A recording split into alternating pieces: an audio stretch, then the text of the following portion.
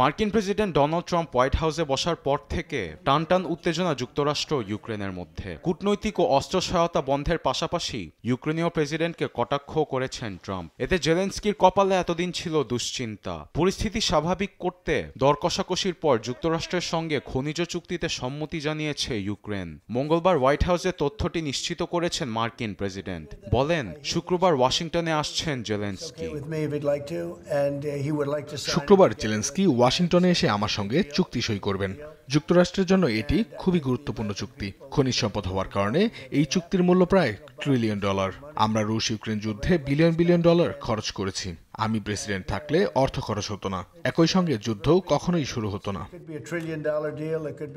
যদিও চুক্তিটি নিয়ে প্রথমে নিজ দেশ বিক্রি সম্ভব নয়, জেলেনস্কি এমন বিবৃতি দিলেও বিশেষজ্ঞদের ধারণা জনগণের নিরাপত্তার স্বার্থে ও রুশ বাহিনীর বিরুদ্ধে অস্ত্র সহায়তার জন্য ট্রাম্পের সঙ্গে চুক্তিতে সম্মত হতে বাধ্য হয় Kyiv.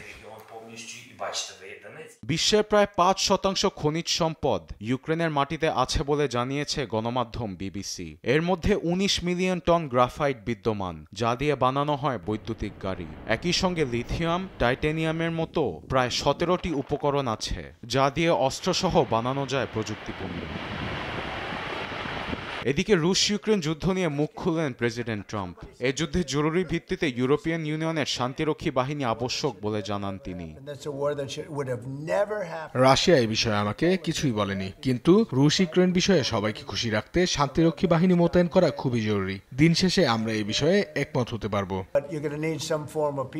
Parvez Afsar, news desk, দেশ টিভি।